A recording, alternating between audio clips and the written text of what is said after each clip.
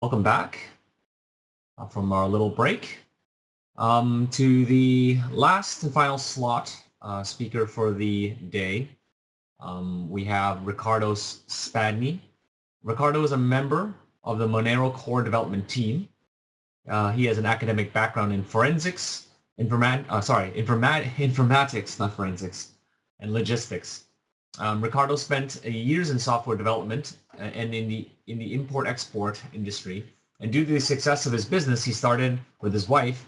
He had enough freedom to start tinkering with Bitcoin in 2011.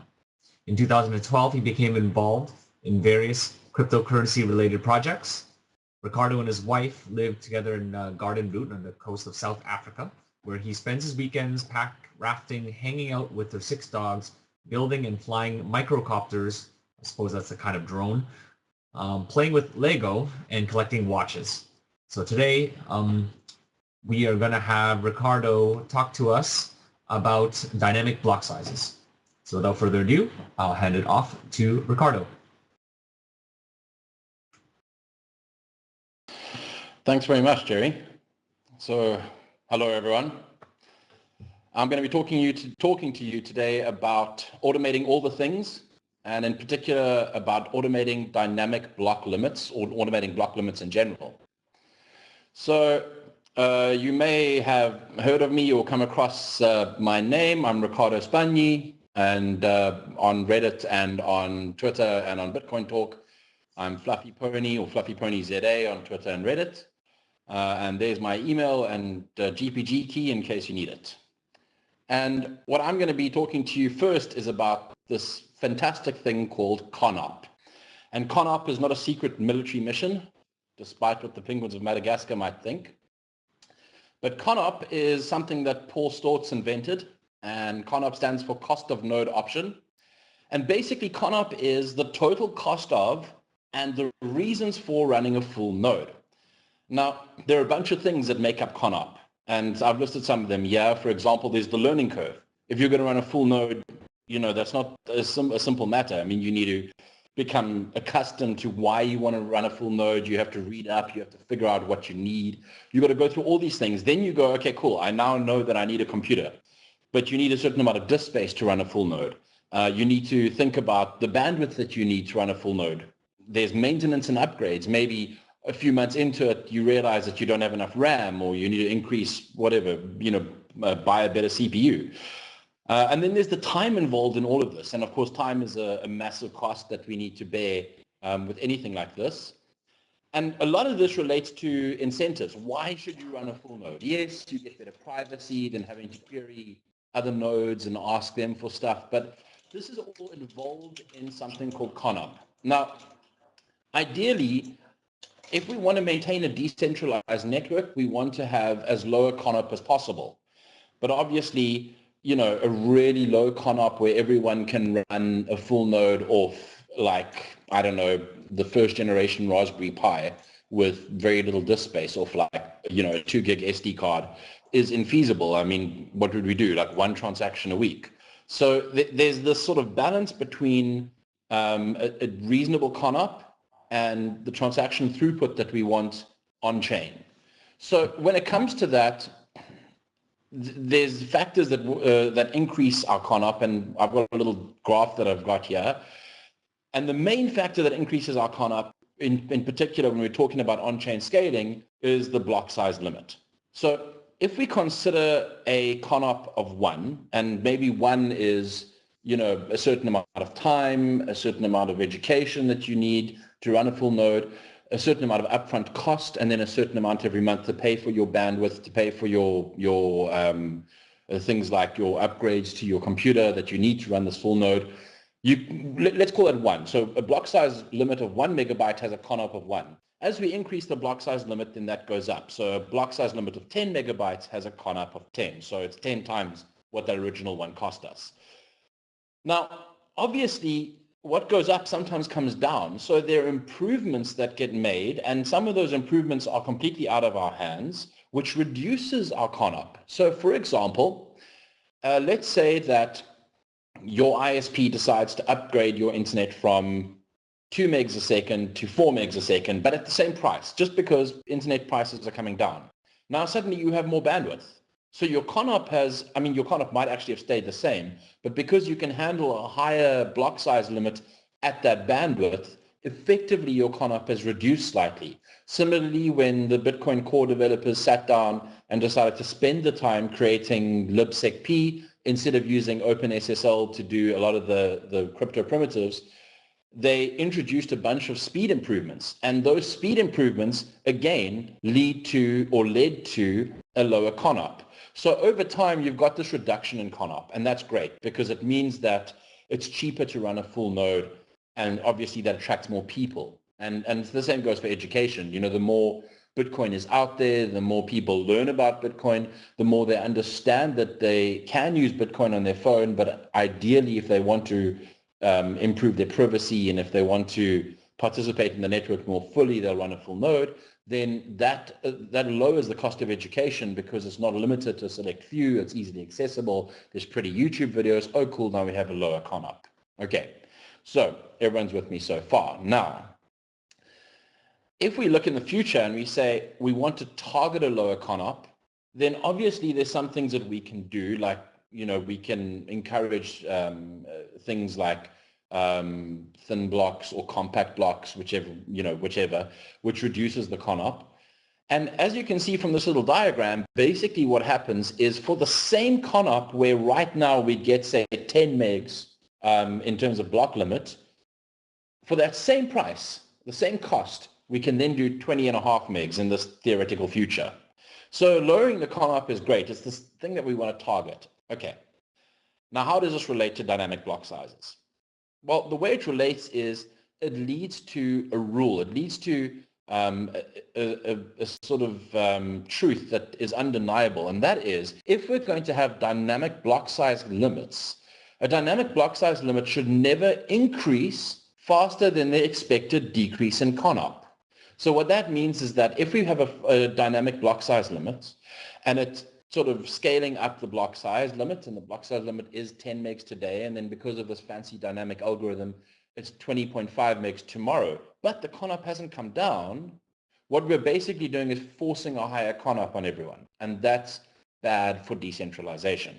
So what we want to do is we want to find this amazing dynamic block size limit algorithm or scheme that really just slowly and steadily increases the block size limit, but not too fast. Okay, so that's the aim with the dynamic block size limit, and that's the truth that we're trying to achieve.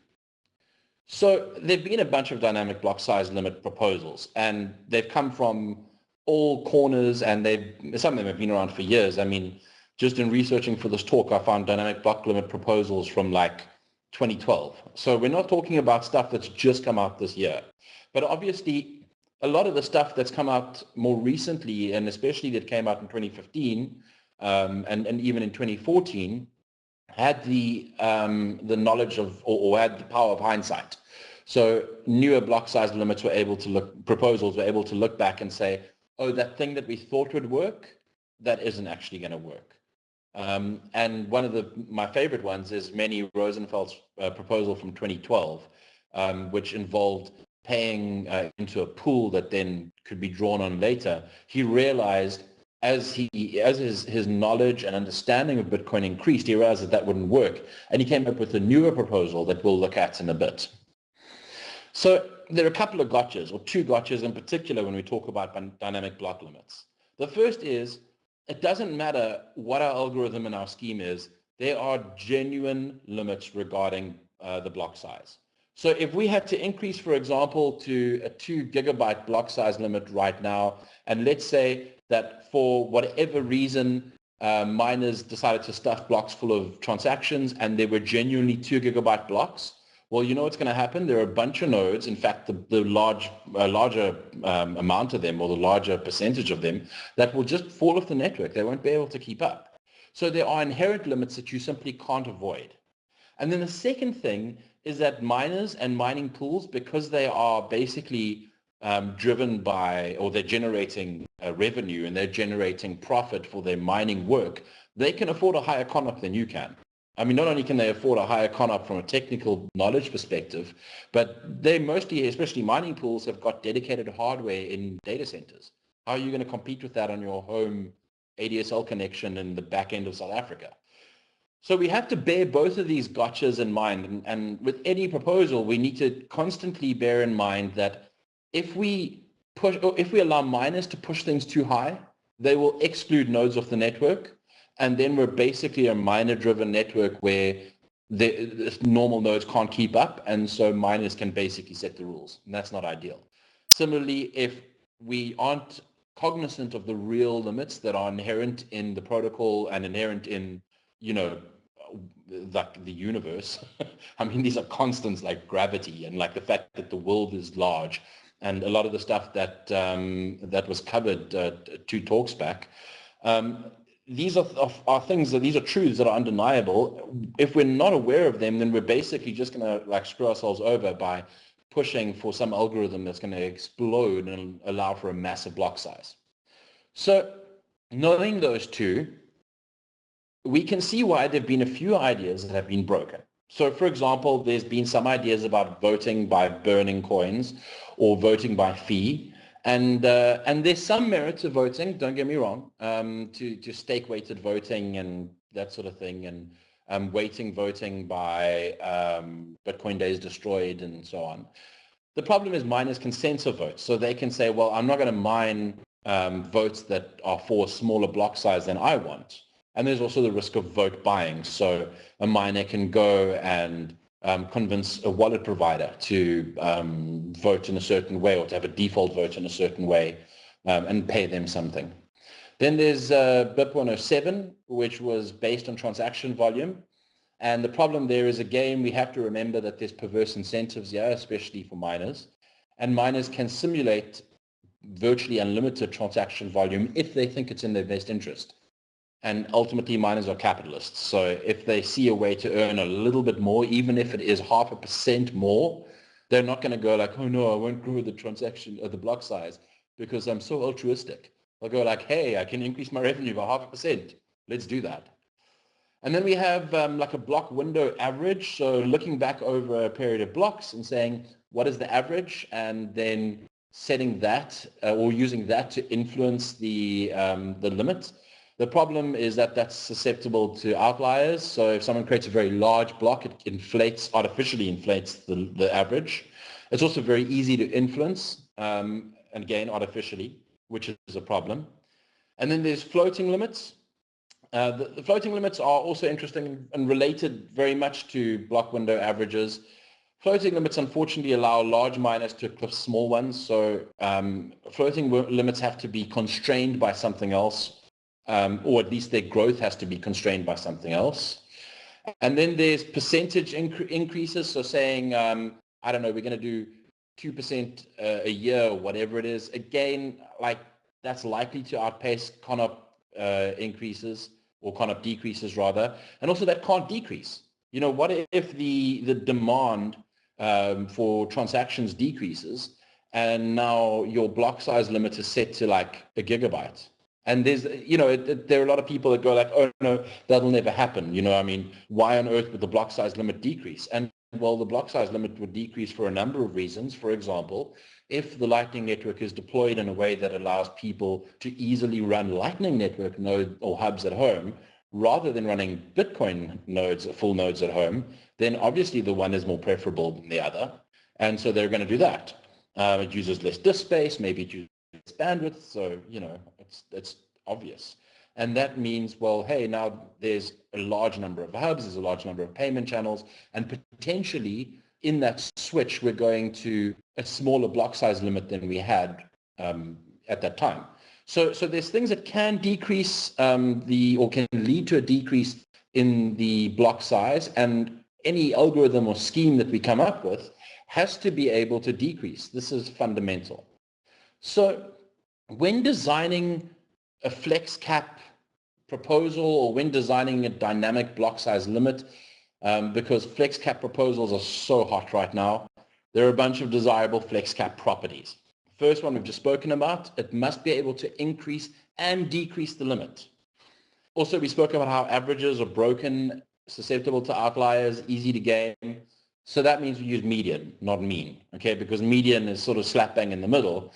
And if you want to game the median, it means you basically need to control 50% plus of that window.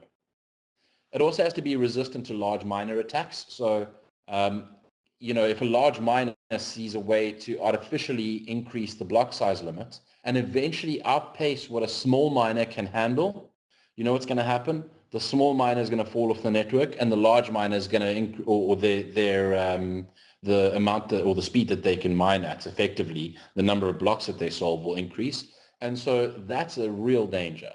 And then it has to be resistant to out-of-band fee payments. And that means that by and large, especially when it comes to Bitcoin, almost every mechanism that involves fiddling around with the block reward or the fee that's paid to miners is susceptible to some sort of out-of-band fee payment attack, or it's susceptible to, someone creating a transaction with an output that goes to the miner or to the mining pool. So that's a danger.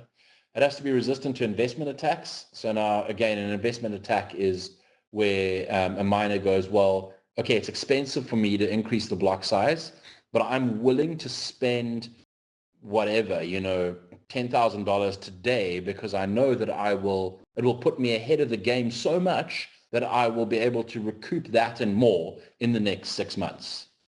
And then it has to be measurably hard to increase the block size because, again, we want our block size limit to increase, but we don't want it to increase faster than the changes to conop, because otherwise what's going to happen is we're going to outpace conop, and next minute people who should be running full nodes in countries where it is essential to run full nodes, where censorship is a very real issue, financial censorship, they're just going to stop running full nodes, and that puts them at a disadvantage because their privacy gets massively reduced. Okay, so knowing these properties, what are some of the proposals that have tried to meet these properties? Well, the first one, and possibly one of the best ones, is Greg Maxwell's proposal. And it's basically an elastic block cap with difficulty penalties. So I spoke earlier about how any penalty that revolves around fees is potentially dangerous because it can be gamed by out-of-band fee payment or by somebody creating a transaction with an output that pays a mining pool or a miner. So Greg said, well, hey, let's stop messing around with fee-based incentives and let's start messing around with difficulty-based incentives.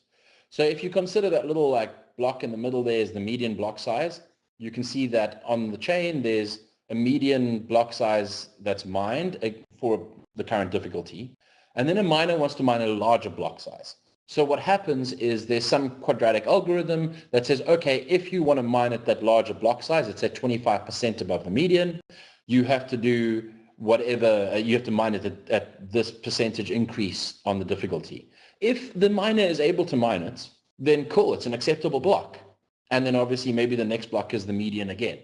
Now, the advantage here is that, you can immediately see that it's great because miners can mine larger blocks. And there's a very real tangible cost involved. And that tangible cost is, in order for a miner or a mining pool to mine at a higher difficulty than the rest of the network, they're going to incur costs in terms of orphan blocks and that sort of thing, or just simply taking longer than they would expect to mine a block.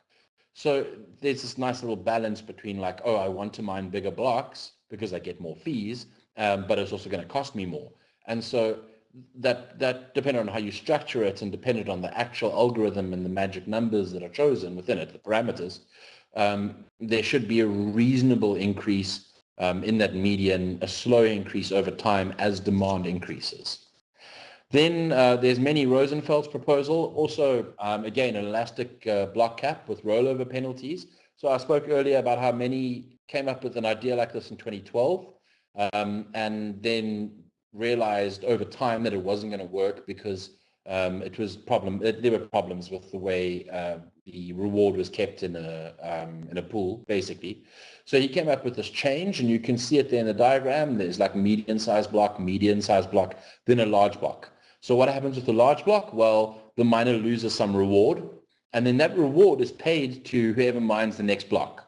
So instead of the rollover sitting in a pool and waiting, basically being deferred to much later on, it's not deferred any later than the very next block. So there's some advantages here, and I mean, again, there's also some risks in terms of ways it can be broken, and basically the systemic issue with any fiddling around with fees and with block rewards. But basically, again, also a fantastic dynamic block size limit proposal. And then building off the back of both Many and Greg's proposal is Mark Friedenbach's proposal. So very much like Many's, but it had a very clever twist. And what Mark said is, okay, what if instead of paying that reward in the very next block, we kept that reward in a magical pool, and then later on somebody mined a small block, like smaller than the network for whatever reason. Maybe it was just a very fast block that was mined, or maybe they purposely chose to mine it. And now we can pay out that deferred block reward because, hey, it's later on, and that this guy is kind of doing a service by mining a smaller block, in terms of keeping everything in balance. So now we pay him an extra block reward. And that, again, I mean, it's a solid proposal, and a way of allowing the network to grow, but not grow overly rapidly. Now, as was mentioned, a lot of my work revolves around Monero, and Monero has an actual working in production flex cap, and it's been in production for, well, at this point now we're looking at over 2 years. And that's great because it means that there's some point of reference in terms of, do these flex caps even work? Now, there are a couple of things to note. The first is that this is really proof of concept soundness. This isn't code that can be used in Bitcoin because Monero isn't based on Bitcoin's code at all. We use different cryptography, different cryptographic primitives. There's not a single line of code we share. So it's not like the Monero code, the FlexCap code can be taken out of Monero and used in Bitcoin. However, this is more about proving the FlexCap concept. It's similar to Mark Friedenbach's proposal, but the difference is that instead of reward being deferred for some later miner that mines a small block, instead the reward is permanently deferred. And this only works, and it only works in a way that that can't be gamed, because we have we have a tail emission in Monero. So basically, when we hit a block reward of 0.6 Monero per block, which is 0.3 Monero per minute, then that's the minimum, and that's what it's going to be forever. So there'll be fixed emission every year. And initially we did this to retain mining incentives, but the knock-on effect is that this basically avoids the fee-based attacks where fees can be paid out of band and that sort of thing. Because there's no point in gaming it, because the fees are just deferred to the future, to some future miner that's completely unknown and unknowable. So we don't have to use a system like increasing difficulty for mining larger blocks, because we have this tail emission. So that's critical. Monero's system of deferring fees or punishing miners that mine larger blocks by taking away some of their fees and block reward, that would not work with Bitcoin, because Bitcoin has a fixed coin limit, and that's in Bitcoin's social contract. And just like the tail emissions in Monero's social contract, and we won't change it, the fixed coin limit in Bitcoin is in Bitcoin's social contract, and that's not going to change. So knowing all of this, it's kind of cool to see this thing in action and to see it actually working and taking place. So back in September of 2014, we had a spam attack on the network, and there was a reason for the attacker spamming the network. It was because he, or they, or whoever, he, she, it, I don't know, they wanted to abuse a little piece of code that created transaction hashes when there were more than 512 transactions in a block. But obviously, at our block median at the time of 20 kilobytes per 1 minute block, we've since gone to 2 minute blocks, but of 20 kilobytes per 1 minute block, they simply couldn't fit 512 plus transactions in a block. So they needed to increase the block size. So this attacker, very motivated, very clever attacker, went and just created, stuffed the mempool full of transactions, and miners, as they would, they went, okay, cool, I can create slightly larger blocks.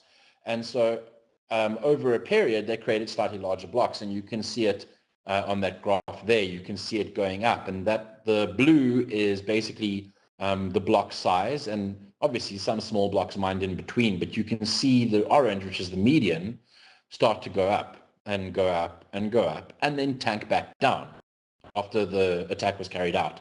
The network forked for like half an hour, 35 minutes, and then the fork was resolved, and we had to, I mean, we obviously patched it and put out a paper on it and managed to like carry on with our lives.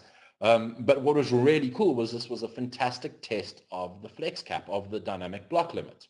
Now, what's really interesting here is that this period of growth, of increasing from 20 kilobytes to just over 40, I think it was 43 kilobytes at that large block, 43.5 kilobytes. That took place, and then sinking back down, took place over 935 blocks. So by Monero's limits, obviously, at the time where we were like a block a minute, that was a relatively short period of time, but for it to double in growth. But obviously, for it to have gone up to like a meg would have taken significantly longer. Excuse me. But I mean, if you take a look at Bitcoin and how long that would have taken a much longer period of time. I mean, we're talking about several days that would have taken to increase the block size by 23 kilobytes. So this is really great, and it allows for some sort of frame of reference and some sort of indication that not only does the flex cap idea work, but that it's been tested and it grew and it collapsed as expected. And during this process, it wasn't there wasn't like a permanent growth, and miners didn't continue stuffing the blocks afterwards or anything like that, which they very well could have done, but it would just have become prohibitively expensive for them. So, of course, I mean, it would be kind of cool if we had flex cap in Bitcoin, but if we're going to do that, there's a bit of an arduous path ahead, because firstly, this sort of thing requires lots and lots of testing and lots of modeling. And there are a lot of people that are very good at talking about all the things that they want to do, but very, very bad at doing. And I mean, it was kind of funny reading, for example, Manny Rosenfeld's FlexCap proposal. And then there was a quip somewhere in that about, so, write up the code and submit a pull request. And Manny's like, well, I'm more of an ideas man and I'm a researcher. So that's unfortunately the case, and there's some handover that needs to happen between these cool ideas and actual implementers that go and implement it and test it and then deploy test nets and all that fiddling that needs to happen. It's also really hard to choose parameters because some of these parameters are almost like choosing magic numbers, and you can do a bunch of modeling and a bunch of testing, but ultimately you have to go like, okay, this seems to be safe, this seems to be future-proof based on our current understanding, and so let's deploy it. Also, it's going to require, I mean, if this thing is going to happen, it requires cooperation between the core and classic guys, and, as someone sort of on the outside, I look at that and I go, well, all we can do is hope. And something like this is not to be rushed. It's not necessary to deploy this in a hurry, especially because our understanding of the dynamics in Bitcoin grow every day. And we can do a fixed increase first. We can go, okay, well, we're going to do a hard fork to 2 megs, or we're gaining from SegWit or whatever, which was merged in like just earlier today, I think like an hour ago.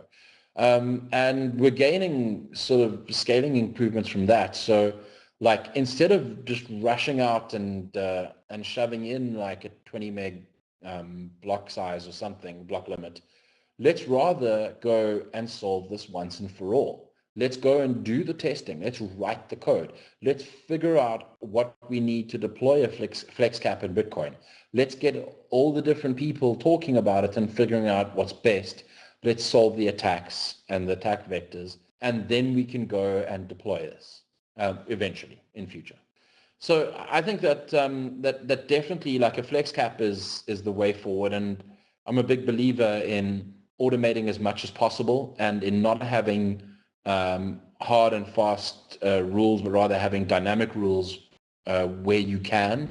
And I think that it's worthwhile in Bitcoin and in other projects, especially in any sort of decentralized consensus-based security software, looking at ways and means to improve or ways and means to improve rules, hard and fast rules, so that instead of them being hard and fast, they can be based on supply and demand and based on the growth of the network. So that's about it from me, and I guess now it's time to move on to answering some questions. Okay, so in the Q&A box, let me scroll up and find, oh, there we go. Okay, so Free Trader says, Fluffy. Hi, Free Trader. BitPay wrote code and did testing. In your view, does their proposal, median, fail to meet any of the 6 desirable properties? So Stephen Pear's proposal and the stuff that BitPay have been working on is very, very similar to some of the other proposals like Manny's and so on, which basically focuses on adjusting a median based on demand. And basically, like, the problem is, unless you're punishing miners for mining larger blocks, then they can artificially inflate blocks, and then you end up with the scenario where larger miners can kick smaller miners off. So you need to have some sort of punishment, and I mean punishment is probably the wrong word, but you know, like, there needs to be a slight disincentive to mining larger blocks, because mining larger blocks means more transactions with more fees. So there's that incentive to mining larger blocks, and it needs to be coupled with a disincentive. So like in the BitPay proposal, I think that's the larger systemic issue is what's the disincentive to just inflating and continuing to inflate. And then over and above that, if you get past the disincentive thing, like, is it a disincentive that can be gamed? So that's really the larger issue. And like I said, you know, fee-based proposals, there's a sort of broad understanding amongst a lot of people, myself included, that any fee-based proposal can be gamed unless you have some sort of tail emission, which then compensates for that. Okay, next question. Tomislav, I'm so not going to try and pronounce that surname. He says, question, isn't it enough that companies like BitPay, transaction processor, Kraken, the exchange, Overstock, the merchant, and Expedia, the merchant, run full nodes? Won't they run many full nodes without a direct monetary compensation? So that is an excellent point. Please hold whilst I take a sip of wine and ponder. So the problem is, in that sort of environment where your conop is high and where your barrier to entry is high, you end up with a centralized network. So if for example, a sophisticated attacker, and I mean, I don't want to, you know, put labels on any attackers, but let's say a sophisticated attacker wanted to introduce some sort of anti-money laundering and KYC, know your customer requirement for Bitcoin.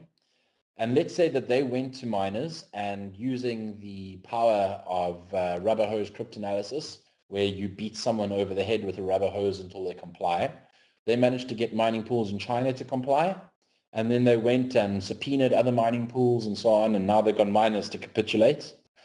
Now you've got like BitPay, Overstock, Kraken, and Expedia that run full nodes in data centers. So how long before that same attacker can go to those guys and say, hey, you're large companies that have to comply with the law, and we're going to throw the law book at you to capitulate and introduce this stuff. So having a network that is meant to be decentralized and meant to be peer-to-peer, but ends up with a very high barrier to entry, is undesirable. And along with that, you need to consider that there are people who want to or need to use Bitcoin even, and they live in environments or are in environments that where censorship is a very real issue, and where censorship can mean life or death for them. And for them to use something like an SPV wallet is just a non-starter. They have to run a full node. They have to run a full node behind Tor, and it's exceptionally dangerous to try and offload that into a data center, even if you're using some sort of encryption or protocol like I2P or Tor, because ultimately you're just putting the power in a small cluster of hands. And so you're basically providing that sophisticated attacker with a small tracking cluster. You're like, here we go, we're providing it to you. And it's also naive to say or to believe that miners and people running those full nodes in data centers and wherever will have the presence of mind to defend the privacy and rights of others, because invariably if the cost of node option is that high, then they're basically going to have to be the sort of companies that will bow down to law enforcement. And even if they don't, law enforcement can break into computers. I mean, this is precisely what we're seeing with the recent changes that that the US want to make to their law that will allow them to remotely or to hack into computers that aren't even on US soil. So yeah, that's an undesirable situation and something that we want to avoid. Then Peter R says, I like these ideas, but I can't see how the magic numbers required to implement them can be determined in a decentralized bottom-up fashion. For example, maybe the market is okay with a much higher conop if we had 100 million users. Can you think of a way to allow the market to select the magic numbers? So the thing with this is I maybe used the term magic numbers a little bit frivolously.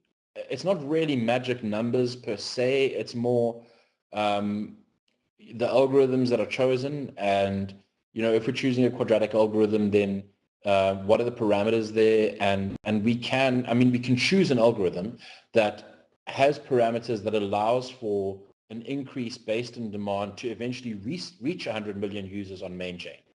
And I mean, if you imagine a future, imagine this hypothetical future where due to improvements in technology and quantum disentanglement and whatever, we've got cell phones that can do, I don't know, let's say they've got 1 terabyte a second connections with insanely low latency, and we've got holographic storage on them so they can all store petabytes. Well, yeah, I mean, then we could quite trivially have blocks that are several terabytes big. So that's this hypothetical future. But I mean, between now and then, can we have an algorithm that allows us to grow to that as technology increases? Or is our algorithm so constrained that it's going to grow so slowly, or is it so unconstrained it's going to grow too quickly? And I think that we can model a lot of the stuff because a lot of these algorithms, I mean, I showed over there, like 953 blocks to jump from a 20 kilobyte median to a 43 kilobyte median. That's not a lot of blocks. So if there is a sudden rapid improvement of technology, some sort of dynamic flex cap proposal that is reasonable will be able to allow the blocks to grow rapidly, relatively speaking, and scale to meet demand. A lot of the stuff isn't designed to meet very bursty demand, so it's not designed to meet demand over a day. So if you think about something like Black Friday, it's not designed to meet that. Maybe like on that Black Friday weekend, by the time we hit Sunday, then on-chain capacity is scaled up. But it's not designed to scale up within the space of an hour. It's designed to scale up over a period of at least several days. So it's not really designed to meet the bursty sort of like, oh, it's Black Friday and now there's insane demand over a 24-hour period. It's designed to meet the slow and constant improvement in technology and demand that we expect to see. So then Kronos Crypto says, do you think that a flex cap is the best long-term solution for block size limits? What do you think of Bitcoin Unlimited's solution of letting each node select their preferred limit? I think that there are lots of possibilities. I'm definitely not eschewing things like weighted coin voting proposals, letting nodes set the preferred limit, that sort of thing. There's lots of options. In my mind, I tend towards the sort of flex cap style stuff because I believe that it will allow us to grow to meet on-chain demand and grow to meet technology that is improving. And I mean, if you consider this is a simple thing to consider. one of the biggest barriers right now is not just bandwidth. I mean, bandwidth is definitely a barrier, but latency on the internet is like a major issue. But latency will decrease. I mean, there are improvements being made to BGP and to some of the routing stuff that, even hardware improvements that are being made that will lead to lower latency. As more undersea cables get put down, it leads to lower latency. It leads to closer peering between upstream data providers.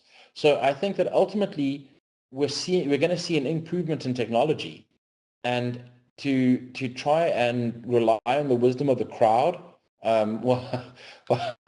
We saw how well that worked out for the DAO. I jest, but to rely on the wisdom of the crowd is sometimes tricky, especially when this is a very technical thing that requires some sort of technical knowledge to be able to make a decision. So perhaps letting each node select their threshold or select their preferred limit is viable, but perhaps a flex cap is a better option. In my mind, it certainly is. As to what the flex cap proposal looks like, I've got some ideas, but I'm not entirely sure which one will work best in the long run. There's still a lot of work and analysis that needs to happen. Then Andrew Stone says, a miner who is stuffing his own blocks will incur heavy propagation penalties because all the stuff transactions will need to be propagated with the block. Is there any proof that natural mechanisms are not enough feedback to keep block sizes sane? So the idea that stuff transactions need to be propagated with the block, to some degree that's true, but I mean, stuff like external blocks and compact blocks really mean that there's very little propagation that needs to take place, because those transactions by and large will be in the mempool already. Obviously, if a miner is stuffing blocks artificially with transactions that they make up and not broadcasting them, then like, what's the propagation issue that they're going to hit? They're going to flood full to the 8 peers that they're connected to, and that's it. So it's block stuffing, that sort of block stuffing attack, or block stuffing sort of thing where they try and leverage it to increase the block size. I don't think that the propagation costs are the major issue there, and I also think that generally speaking, miners are well connected enough to be able to do that. So I think it can't just be open-ended and then oh well, they're going to incur a propagation cost, especially because the larger propagation cost is going to be incurred by the rest of the network that needs to flood full, and not by that miner that just sends it to their immediate peers. Tomislav asks another question. Isn't getting your huge blocks orphaned an incentive enough to never try to create a very large block? Yeah, I guess that, again, I mean, it depends on how big your huge block is. If the block size limit is 1 meg, then there's a maximum threshold in Monero, for example. You can't create a block that is significantly larger than that. And anything above the median, you incur this penalty. So, miners will constantly try and find the balance, and mining software will try and find the balance between, let's say, a gap of 25% above the median. And somewhere in that gap is, okay, I'm incurring a cost of X, but I'm putting in extra transactions that give me fees of Y. And so here's this happy balance. And so I mean, the chance of you orphaning by, or chance of a block being orphaned because you increased it by 25%, I mean, that's pretty small. I don't think that the orphan risk is high enough, as long as that gap isn't massive, to really warrant or to be a disincentive to creating very large blocks. And ultimately, I mean, if you end up with everyone creating very large blocks, well, the network should be able to handle it by that stage. And if it isn't, people just will stop creating transactions, and then everything falls back down again. Free Trader says, do you know of a good centralization metric to match your expectation of controlling conop? I feel this might be a magic number which wasn't very clear. So Paul Stortz has a good article on the cost of decentralization, in which he introduces conop to the world and gives birth to it and says this is conop, and then goes on to not put magic numbers against it, so that doesn't really help. But I think that there are lots of hidden costs sometimes with running a node that we take for granted. I like to go off on the education one in particular because I think the education one is something that we take that we definitely take for granted, especially for technical people. We just go, yeah, to run a full node, you download the software and double click on it. You know, I mean, like, how hard is that? And we forget that for us, that's super familiar. But we're not doing that. We're probably compiling off GitHub head, and then like, you know, we've got something that's like a watchdog that's monitoring it to make sure it's up the whole time. And we've got all sorts of tools that we've built, and we're like really cool that way. And then you've got some noob who comes along and they have no idea what they're doing, and you're like, oh, just download the software and run it.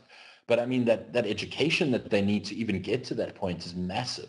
So there's a lot of stuff that we don't consider with conop. We tend to hammer on disk space and the UTXO set in memory and the mempool and bandwidth. You know, it's like those sort of things that are easy to measure because education is not easy to measure. So let's just write it off as if it doesn't exist. So it's kind of tough. It's I think it's the sort of thing that requires a lot more research, and I'm not 100% sure that we'll ever get to a point where we have a perfect model.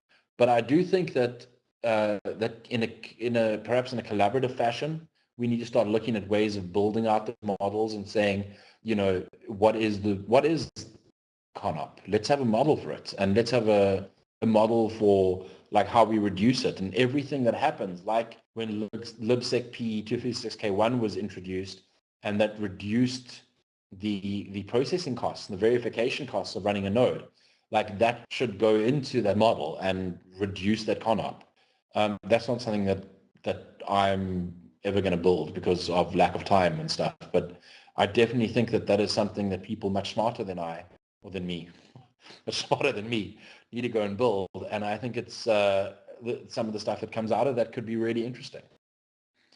Then Ryan X says, could you comment on the role of pay-to-future miner in a FlexCap solution?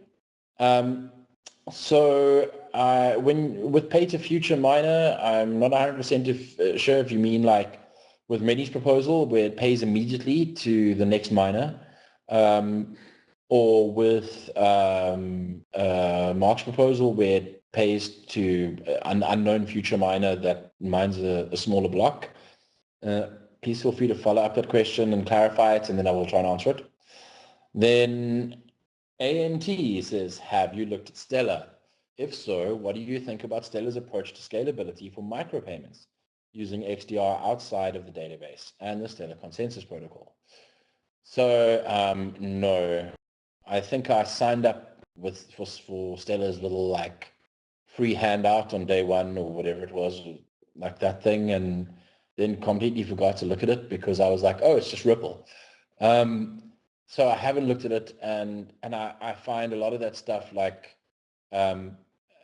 mostly disinteresting because I'm more interested in ways of improving Nakamoto consensus. So the sort of traditional Bitcoin model. The reason I'm interested in that is because I think that, well, Bitcoin works. You know, I mean, there's no doubt about it. It works, and the fact that it's been able to sustain things like lots of large blocks in a row and sophisticated attacks on its network and so on means that Nakamoto consensus by and large works. And I mean, we can leverage all sorts of criticisms, but it works. And so I'm a much bigger believer in iterating on that consensus model than looking at alternative consensus models at this stage. I do try and take a look at other consensus models, which is why your second question, have you looked at Ethereum sharding and what do you think of it? I think that Ethereum's model of balances and their idea of like turfing UTXOs is, in my mind, prone to several attacks. It's a topic for another conversation. But I think that that there's danger in that, and apart from that, I think that the fact that you can't prune stuff down, which you can with UTXOs, makes it a little bit difficult to argue that it's more scalable, because it ends up being super complicated to scale it through something like sharding. I'm also at this juncture unconvinced that that sharding will not lead to edge cases and stuff being dropped off the network. So I'm sort of biding my time and seeing what comes out of that. But I mean, like I said, anything that isn't iterating on something that's known good, I consider to be somewhat dangerous until proven otherwise. And by proven otherwise, I mean it's been in production for like years, and it's been attacked a whole bunch, and it's survived. And also there's academic research that confirms the claims of that system. So then Kronos Crypto says, do you think Bitcoin can die a death of too high fees? Nobody visits that restaurant anymore, it's too crowded.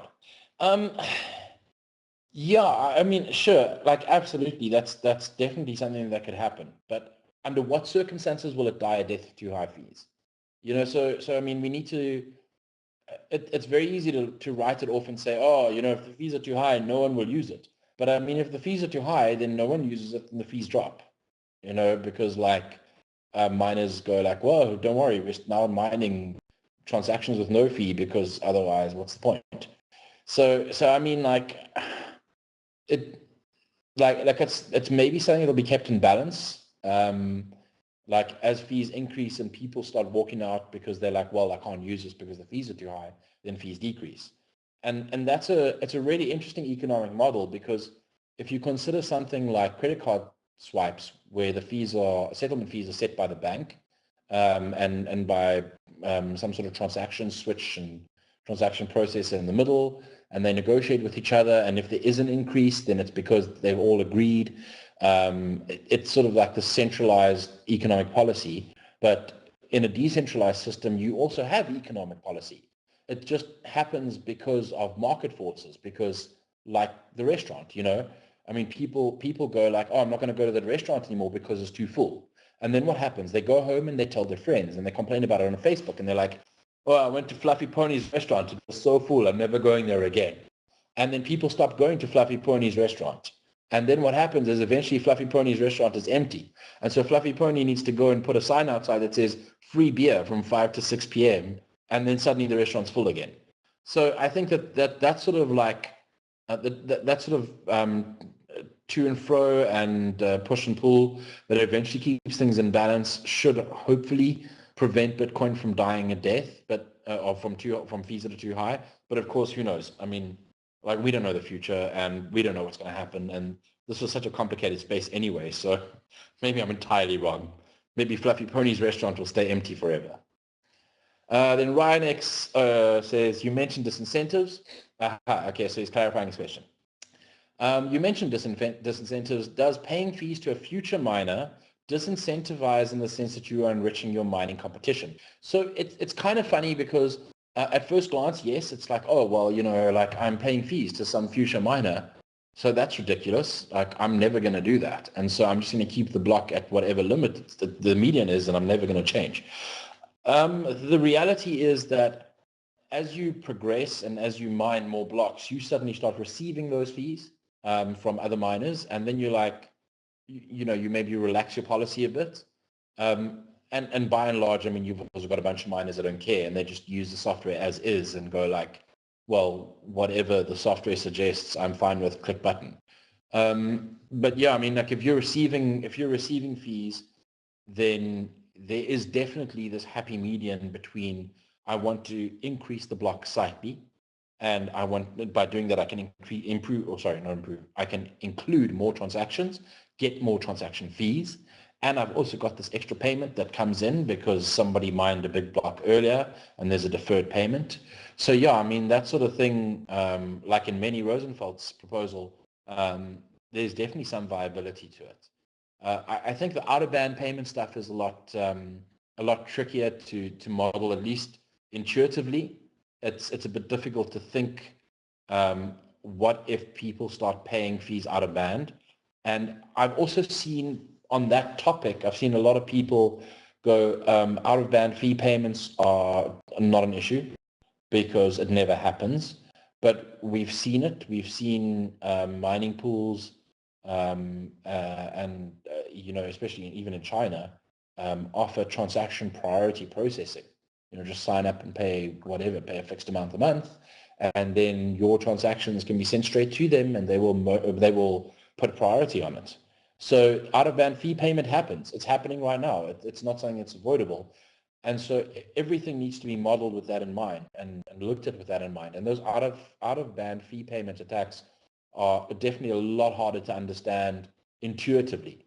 In fact, the whole fee payment stuff, like understanding the threats to it intuitively is tricky enough as it is, which is kind of why I like Greg Maxwell's difficulty thing, because even though many and Mark's proposal on the one in Monero that works, even though all those proposals are a lot easier to understand because not to understand the risks, but to understand the mechanism, because it's like, okay, I'm creating a larger block. I physically pay a fee.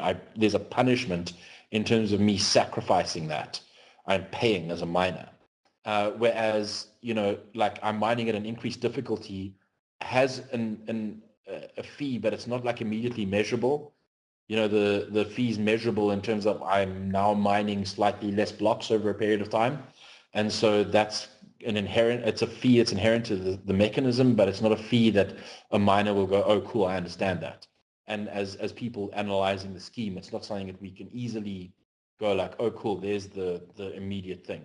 So yeah, I mean, like those disincentives are really hard to understand, intuitively, at least for me. Maybe other people are like, oh, cool, I understand it. But I struggle a little bit with it, and I often need to like sketch models out to actually understand understand the mechanism and understand what will happen if there are out of band fee payments. But yeah, I think there's, the thing that you mentioned about whether paying fees to future miners becomes a disincentive. It could be that miners might reason that way, and that's obviously a risk as well. Thankfully, like I said, most miners are just clicky button and off they go, and they're like, cool. Okay, I think, let's see, any other questions? I think that's about it. If there's any other questions, guys, feel free to email me.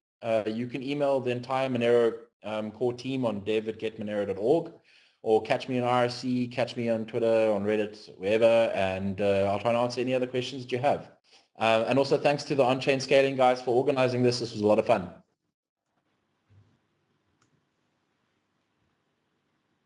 Yep. Thanks a lot, Riccardo. That was really great. I think we got a lot of good stuff there, and I see I see why you like your wine so much. That is some display of wine behind you. So that pretty much wraps up our schedule for day one. I'd like to thank all the speakers, Riccardo, Peter. It's 3 o'clock in the morning for me, so I'm already started linking out. Tom and Bob, that's right.